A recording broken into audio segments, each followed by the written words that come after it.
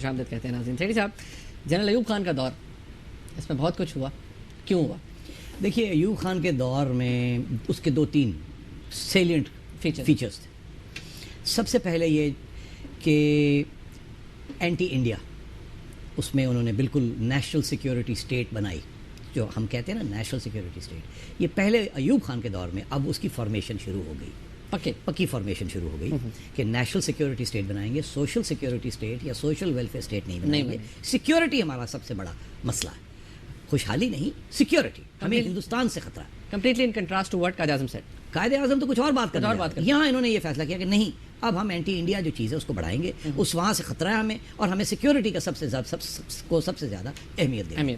اس کا نتائج کیا ہوا؟ ایک تو انہوں نے ہندوستان کے ساتھ جنگ کرنے کی تیاری شروع کر لی. ان کا خیال تھا کہ ہم اب جنگ کر کے کشمیر لیں گے, اور 1965 کا وار جو ہے اس تیاری کی کانسیکوینس نمبر 1. نمبر 2, انہوں نے کہا کہ اب یہ جنگ بھی کرنی ہے اور اینٹی انڈیا سینٹیمنٹ بھی کرنا ہے اور سیکیورٹی اسٹیٹ بھی بنانی ہے, تو اگر ہتھیار نہیں ہوں گے, معیشت نہیں چلے گی, تو کیسے بنائیں گے؟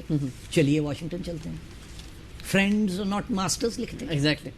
ایوب خان صاحب نے کتاب لکھی کہ ہم امریکہ کی دوستی کرنا چاہتے ہیں. امریکہ چکر لگانے شروع کر دی, اور امریکہ سے ہتھیار لینے شروع کر دیے, اور پیسے لینے شروع کر دیے. یہاں تک کہ آپ کی پلاننگ کمیشن جو تھی یہاں کی اسلام آباد میں, وہ ہارورڈ سے لوگ آتے تھے ہمیں بتانے کے لیے کہ معیشت کیسے چلانی ہے. آپ میری بات سمجھ رہے ہیں؟ تو ایک امریکہ کے ساتھ الائنس پکا کیا, ایک معیشت کو اسٹرانگ کیا ود امریکن منی, آرمی کو اسٹرانگ کیا ود امریکن ویپنس, اور اینٹی انڈیا سینٹیمنٹ کو اور اسٹرانگ کیا by saying we are national security state, Kashmir لے کے رہیں گے, تاکہ فوج کی ایوب خان کی جسٹیفیکیشن اور فوج کی جسٹیفیکیشن بنی رہ جائے. ٹھیک ہے جی. اور فائنلی اسلامک آئیڈیالوجی کو ساتھ رکھا, ملا پارٹیز کے ساتھ نہیں رکھا, اسلامک آئیڈیالوجی, تاکہ یہ نہ ہو کہ ایک خلا پیدا ہو جائے اور ملا پارٹیز جو ہیں یا ریلیجس پارٹیز جو ہیں, مذہبی جماعتیں, یہ نہ ہو کہ وہ اسلام لے کے وہاں میں ڈنڈا مارنا شروع. تو اس کو بھی ساتھ ساتھ رکھا, مگر ریلیجس پارٹیز کو دور رکھا. ٹھیک.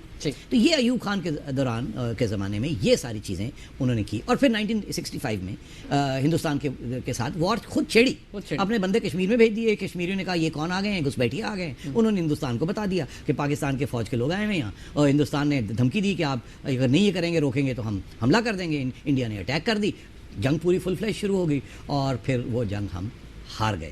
ہمارا یہ ہسٹری بکس میں یہ پروپیگنڈا جیتے کہ ہم وہ جنگ جیتے. اگر جیتے تو کشمیر ہمارا حصہ بن جاتا.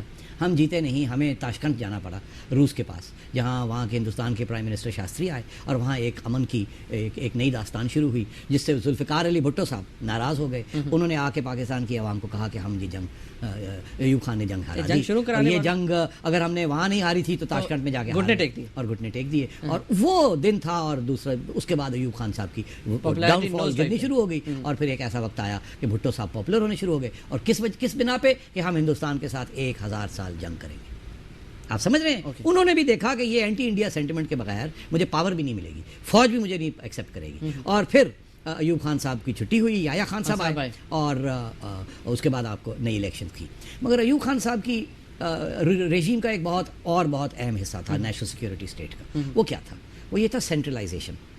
آپ کو یاد ہے Pakistan resolution, federal state, sovereign autonomous ریاستیں بنیں گی, فیڈریٹنگ یونٹس ہوں گے. انہوں نے کہا چھوڑو کوئی ضرورت نہیں ہے, نیشنل سیکورٹی اسٹیٹ ہے, اسٹرانگ سینٹر, 1 یونٹ, سب ختم کر دیے پروونسز, یہ 1 یونٹ بنا دیا, اور ادھر بنگلہ دیش کا 2nd یونٹ بنا دیا, اور ایسٹ پاکستان ویسٹ پاکستان. اور پھر اور پھر یہ جو سارا مسئلہ ایسٹ پاکستان اور ویسٹ پاکستان کا یہ شروع ہو گیا, جس کی وجہ سے جو 1970 کی جو الیکشن تھی اس میں مجیب الرحمان جو ہے وہ میجورٹی لے گئے, مگر فوج کو اور بھٹو صاحب کو یہ بات منظور نہیں تھی. اور یحییٰ خان اور بھٹو صاحب نے مل کے پھر یہ فیصلہ کیا کہ نہیں, یہ تو ہم نہیں ہونے دیں گے, اس سے تو سارا یہاں کی جو نیشنل سیکورٹی اسٹیٹ ہے وہ ختم ہو جائے گی. کیونکہ مجیب جو تھے وہ اس میں یقین نہیں رکھتے تھے نیشنل سیکورٹی اسٹیٹ میں, وہ اپنی ایک ریاست کی طرف جانا چاہ رہے تھے, اور سوورن ریاست بنانا چاہ رہے تھے, اور ہندوستان کے ساتھ امن چاہتے تھے. اسی لیے پھر ہندوستان نے ان کی مدد کی, اور ہمارے ساتھ جنگ ہوئی, اور ہم آدھا پاکستان ہم گوا بیٹھے. تو یہ ایوب خان صاحب کا ڈیزاسٹرس پیریڈ تھا, جس میں اکنامک گروتھ بھی جو ہوئی وہ امریکہ کے اوپر ڈیپینڈنٹ تھی, ہم خود مختار نہیں تھے.